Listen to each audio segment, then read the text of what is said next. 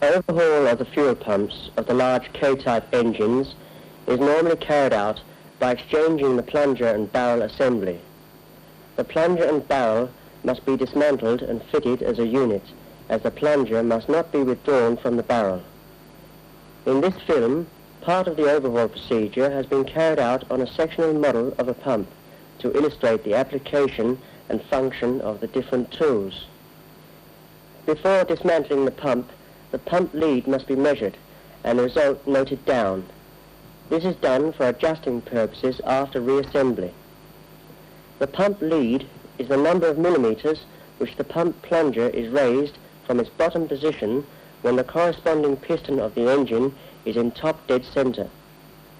The engine piston is turned to top dead center and the two small plug screws on top of the pump are removed.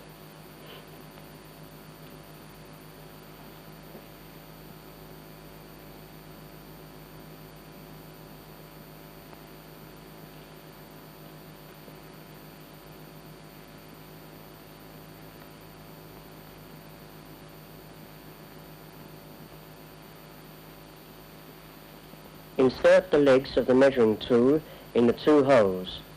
The legs land on top of the pinion nut in the top cover.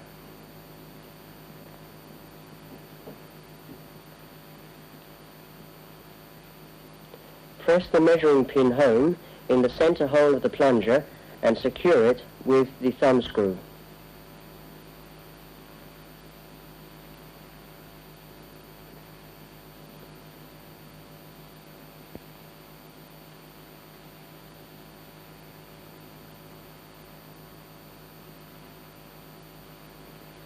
Now lift the tool out of the pump and note down the measured result.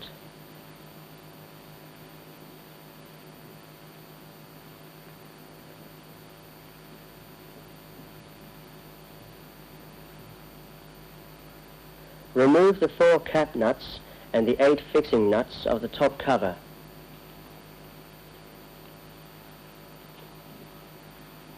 Insert 2 eye bolts in the threaded holes for the screws of the high pressure pipe. Turn the adjusting screw anti-clockwise to separate the top cover from the pump barrel and housing, and carefully lift the top cover by means of the crane.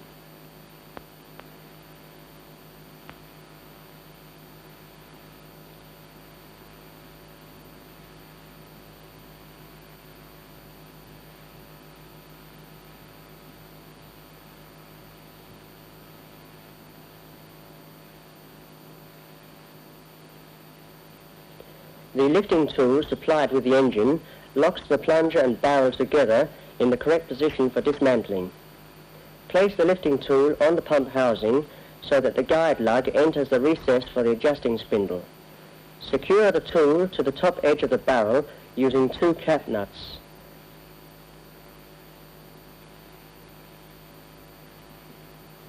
Press down the spindle of the tool and turn so that the pins of the spindle enter the holes on top of the plunger. Then tighten the spindle by means of the center screw. Dismantle the arm for the regulating guide of the pump.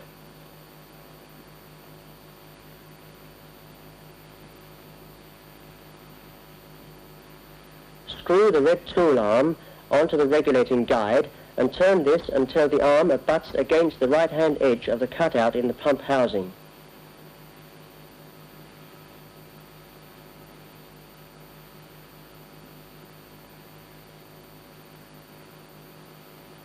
This will make the plunger foot turn in the bayonet joint so that the plunger can be lifted out. Raise the plunger some 10 to 20 millimeters by hand and press down the locking ring against the crossbar and lock it.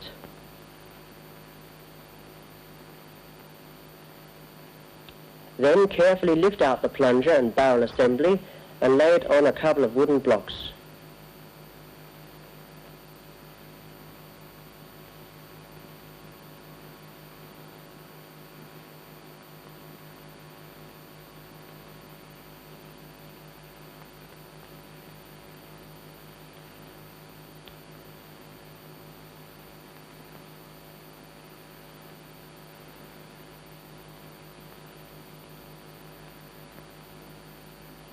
Dismantle the lifting tool and push the plunger entirely into the barrel.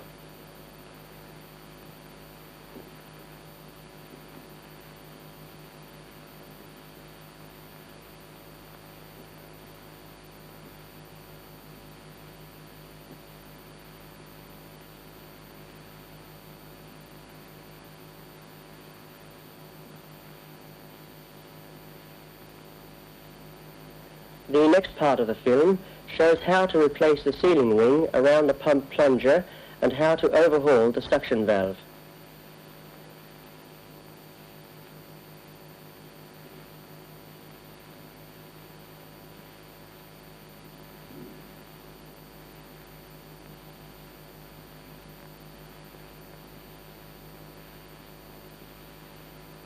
Set up the pump barrel and plunger in a bench vise provided with copper jaws, and pull the plunger a little out of the barrel.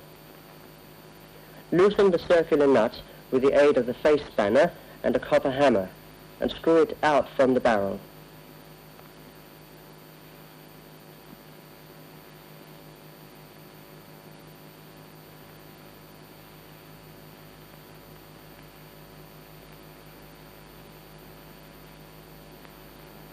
Then carefully pull the plunger out and put it down on the bench.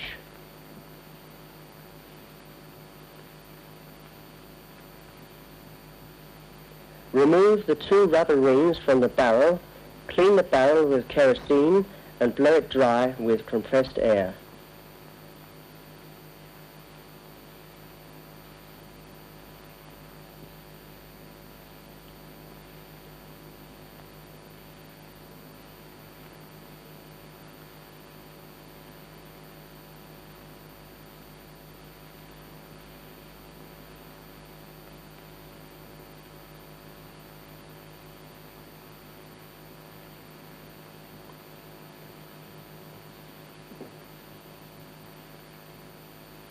Set up the plunger in the vise and slide off the spacer and the sealing ring.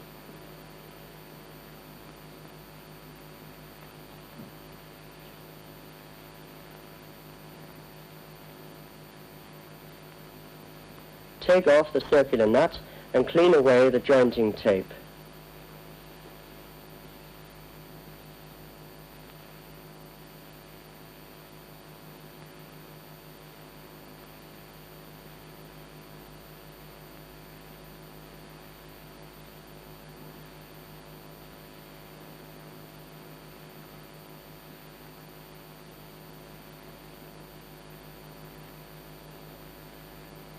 Remove the outer and inner rubber rings from the spacer, clean the spacer in kerosene and blow it dry.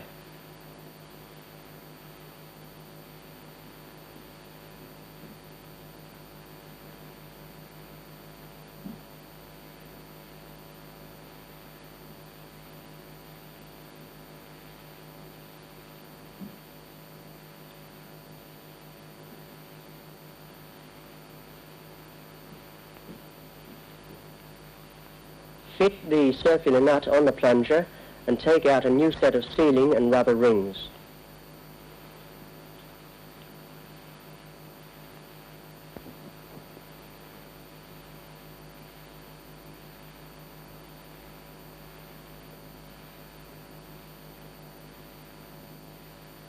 Fit a new rubber ring on the sealing ring and slip this onto the plunger.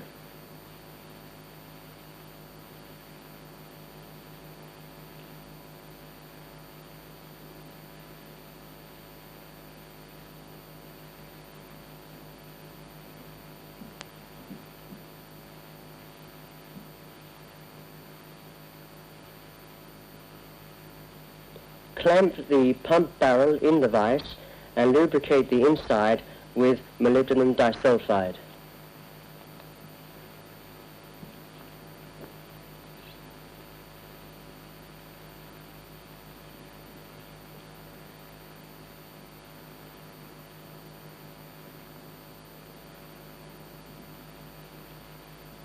Fit a new outer rubber ring on the spacer, apply molybdenum disulfide, and insert the spacer in the pump barrel.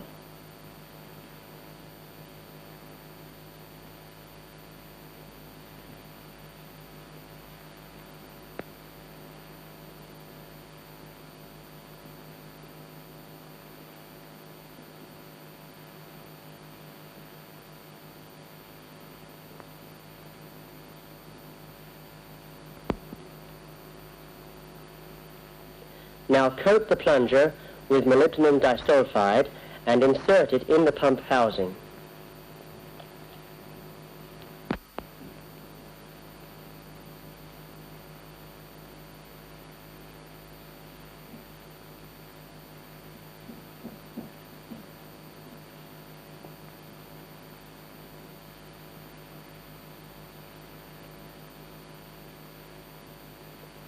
Slide the sealing ring into position in the spacer and press it home with the circular nut, which is then screwed out again.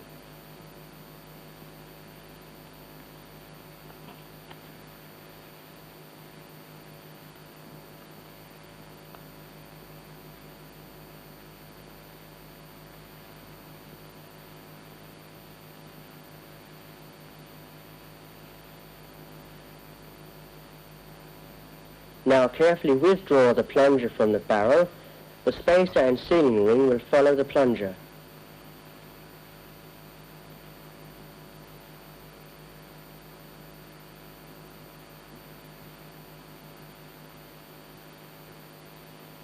Check that the sealing ring and the rubber ring are correctly positioned in the spacer.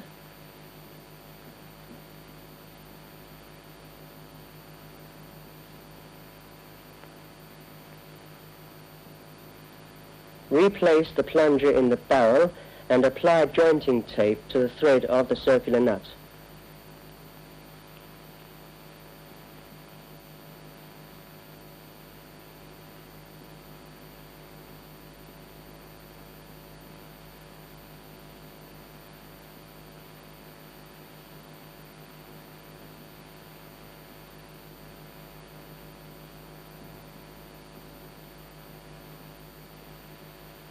Push the plunger and spacer into the pump barrel, screw up the circular nut, tighten it and secure it with a punch mark.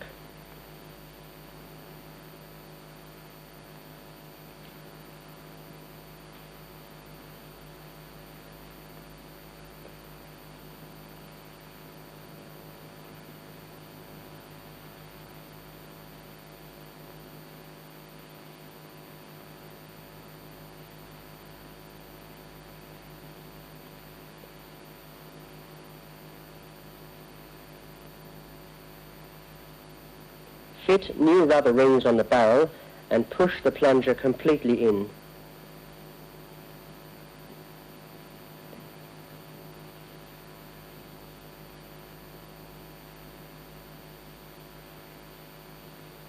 The assembly is now ready for mounting in a pump housing or for storing as spares. It is important to remember that in order to avoid damaging the sealing ring, the plunger must never be pulled more than 100 millimeters out of the barrel.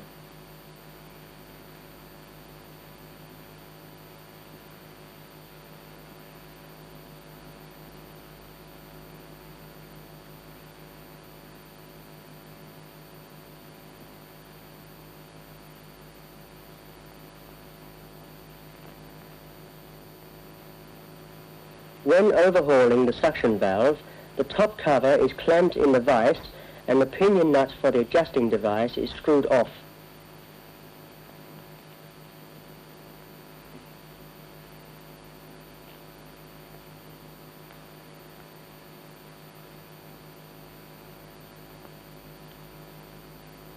Undo the locking plate and screw off the spring retainer.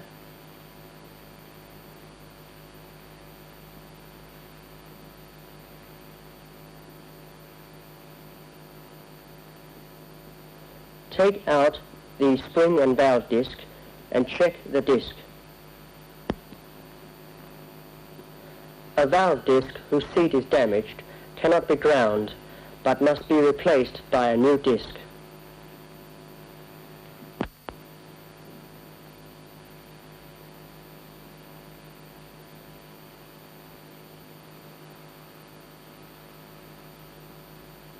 A damaged suction valve seat can be ground with the aid of the grinding mandrel supplied.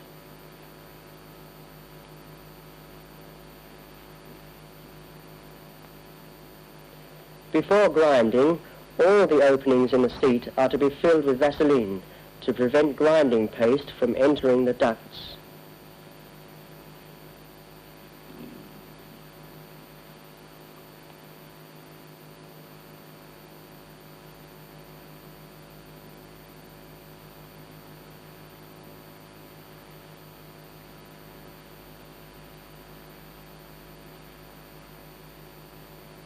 The valve seat is ground with carborundum number 500.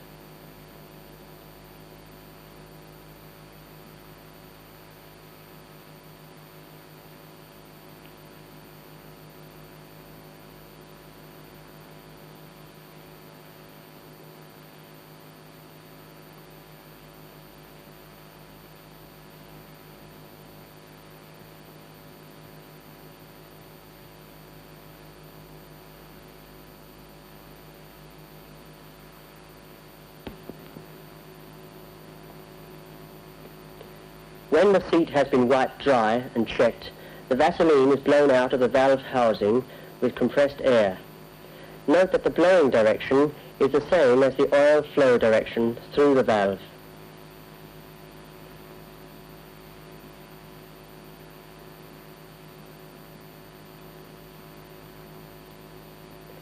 When the Vaseline has been blown out, the valve housing is washed in kerosene, then blow dry and lubricate inside with molybdenum disulfide.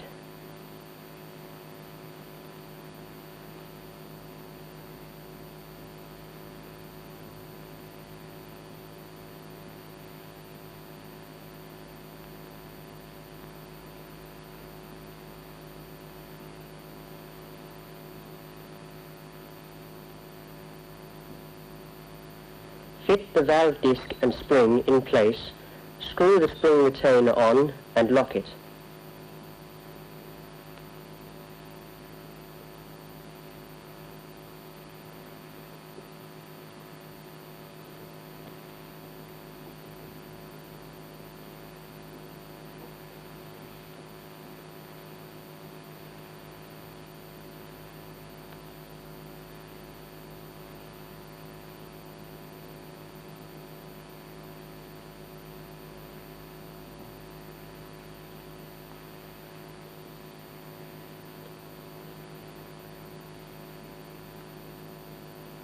Before screwing the pinion nut onto the top cover, the thread is lubricated with molybdenum disulfide.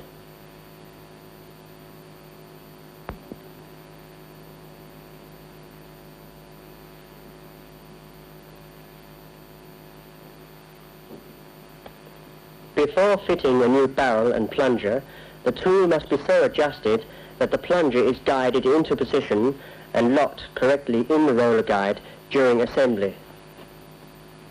The adjustment is carried out with a measuring rod of exactly the same length as the plunger, and this rod is screwed on to the spindle of the lifting tool.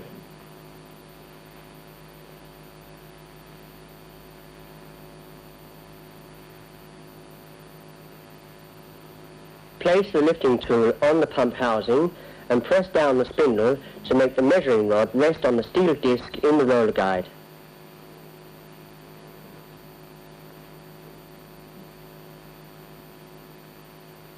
Press the spindle locking ring down against the crossbar and tighten it. Then take the lifting tool up. Screw off the measuring rod and fit the lifting tool on the new barrel assembly.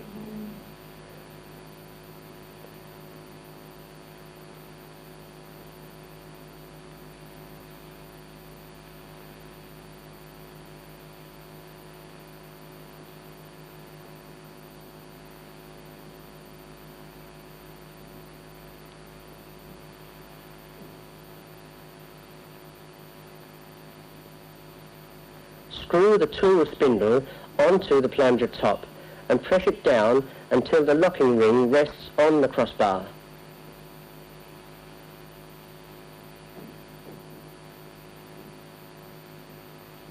The barrel and plunger assembly is very carefully lowered into position.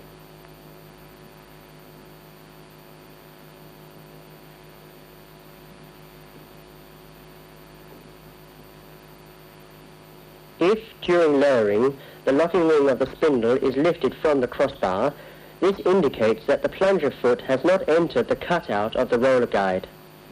In that case, the lowering is stopped immediately and the plunger is turned a little until the plunger foot enters the cutout of the roller guide.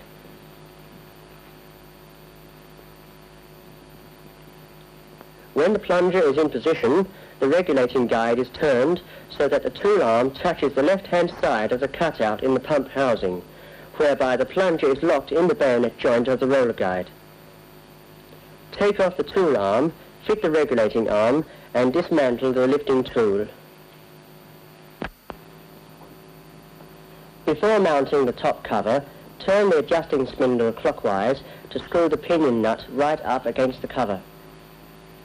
Fit the top cover in place on the pump housing and tighten it with the cover nuts.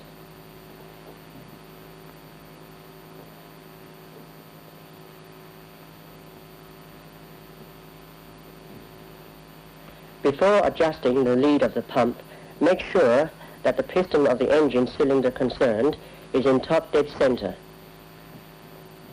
Place the measuring tool on the top cover and screw the pinion nut downwards by turning the adjusting spindle in an anti-clockwise direction until the measuring tool indicates the same setting as was noted down during the dismantling of the pump.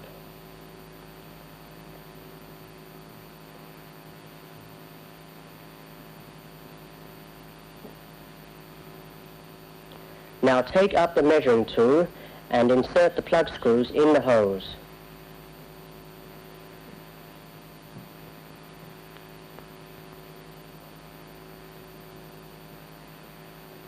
After fitting and tightening the cap nuts, the pump is ready for the mounting of high-pressure pipes.